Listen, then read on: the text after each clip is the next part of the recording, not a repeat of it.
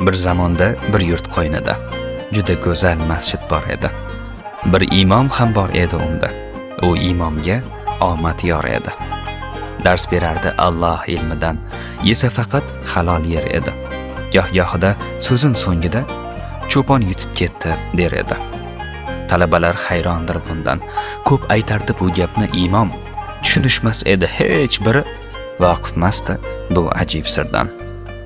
To'planishdi ular bir kuni. Bir savol bor g'azabdan qayting. Takrorlaysiz shu gapni ko'p bor.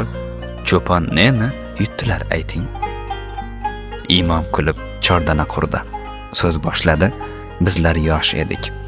Do'stim bilan tahorat olib birga namoz o'qiymiz dedik. Ibodatni boshlar onimiz kelib qoldi uzoqdan cho'pon. Sizlar bilan ibodat qilsam berasizmi dedilar imkon. Birga namoz o'qidik keyin hushimizga bir his urildi. Keling duo qilaylik deya cho'pon bizga qarab burildi. Men boshladim. Bir masjid bo'lsa, imom bo'lsam qaniydi Robbim, gar badanga bir imkon bersang kalomingdan dars berar edim. Do'stim aytdi: "Yo Parvardigor, qo'li ochiq boylardan bo'lay. Ihson qilay nochorga yordam, qarzdorlarni qarzlarini to'lay." O'sha onda cho'pon qo'l ochib biz kutmagan duoni qildi. Men sendan ming roziman Tangrim, sen ham mendan rozi bo'l endi. Yillar o'tdi. Men masjiddaman.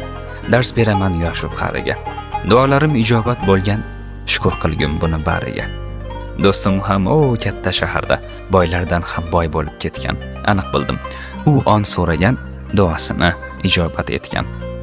U paytda so'ragan barcha narsamizga egamiz bugun. Demak, cho'pon yetib ketibdi. Haqdan rizo so'ragan uchun. Bir paytlar bizlar tilagan duolarga ijobat yetdi.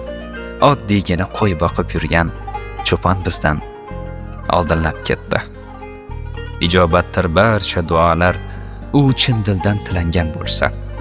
Allohimdan yaxshilik so'rang. Zora hayot kamlari to'lsa.